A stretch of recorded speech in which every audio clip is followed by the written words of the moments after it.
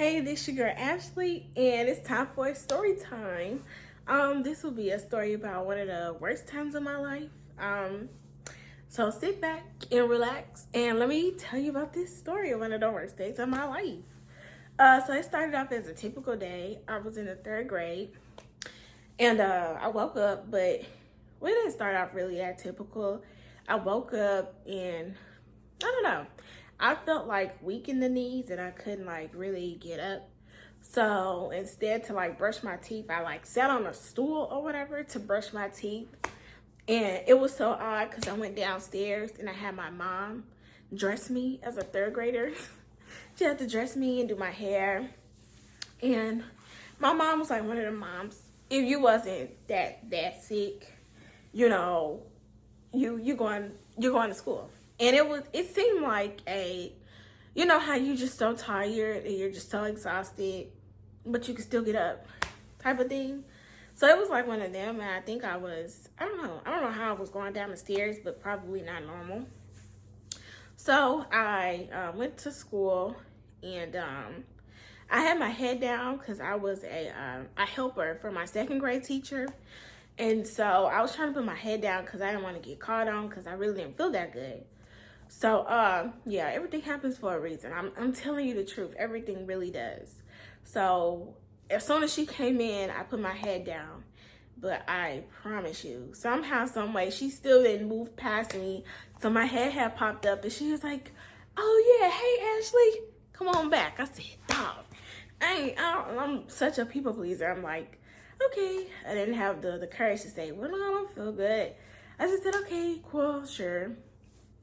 So I went back there, and like my school is a school with no walls. My elementary school was a school with no walls. So imagine my surprise when I went to middle school and everything had walls.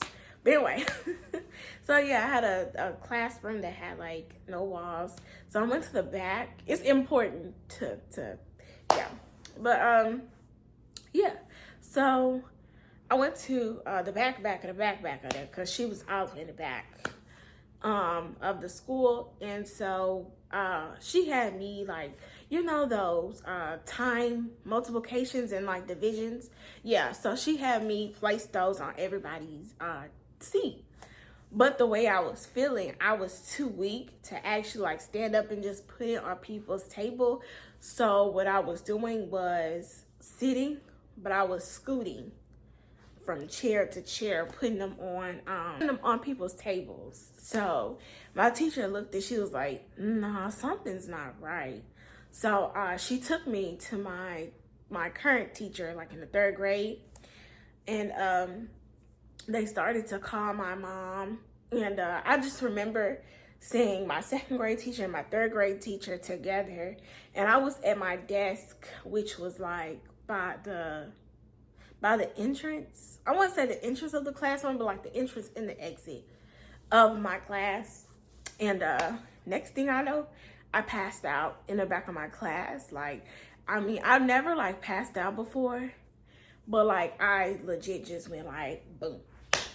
So next thing I know, I woke up and I was in the nurse's office, and had no idea what happened. They carried me to the nurse's office because my third grade teacher was a man, so I'm pretty sure he took me there because he was a man and he had muscles a little bit. So yeah, he took me to the nurse or whatever, and the nurse was like, "Yeah, we're calling your mom now. She should be on her way." Because my mom, she worked not too far. Well, she worked very far from the school. Like, my school was all the way in Whitehaven, and my mom worked in Methodist by Central High School. So it took her a little minute to come down, and she was trying to figure out what was going on. And I was trying to explain like how I couldn't really walk or whatever. So I had to, my mom had went to go get somebody to go pick me up, like literally. So we got the custodian that was working there. He actually put me over his shoulder, and like we were walking out. But where all this was occurring was like in before care. Like, this was all in before care that we had at school, so that everything could be set up for when school did start. They can already have everything, you know, put out. So we were still in the middle of before care. It really, like, nobody was really coming in or whatever. Like, student-wise. It was just people in before care. And so I just remember being in and out of conscience, and I was over his shoulder, and he put me in the car, whatever. And I don't know if we went to the doctor's or we went somewhere. Anyway, but we was back at my mom's job. And, you know, being a nurse, you can't just take off like you normally could. So she tried to do her best to get everything caught up so that she can attend to me and my needs. And mom be number one. Moms be superheroes. So then it was time to go because I had to go to Le Bonheur because she couldn't keep me there. I couldn't walk. So my mom, like, had to hold me the whole entire time, like lifting me up with her strength or whatever so that we can try to get me to the car. Struggle was real. So I went to Le Bonheur and she was like, no ma'am, I'm not carrying you no more. So they had like these little wagons at Le Bonheur, and she put me in a wagon because I couldn't walk. So instead she could just drag me wherever, and that was fine by me. And yeah, and they took me back to get my fever first. And they were like, oh my God, you have a fever? Well, to check my temperature. I said check my fever. So yeah, she checked my temperature and I had a fever of, I don't know. Baby, I was out of it. So then they took me back to like one of the rooms. That's when I learned what a Depend was. They was like, yeah, use that. I'm like, nah. I didn't feel comfortable. And then my mom was like right there. So it's like, ugh. I mean, I know she's used to changing Depends, but I just wasn't comfortable doing that in a Depend. And they gave me this gas or whatever. Y'all, my mom was cracking up. That made up for this whole little scare I had. And I promise you, my mom was cracking up because I was like on helium. And like my voice is already high pitched. So imagine it on helium. I started talking. My mama was cracking up laughing. And yeah, we got back to her room. And I ended up spending 3 days. No, I think it was, 3 days and 4 nights in the hospital. Changing rooms every day.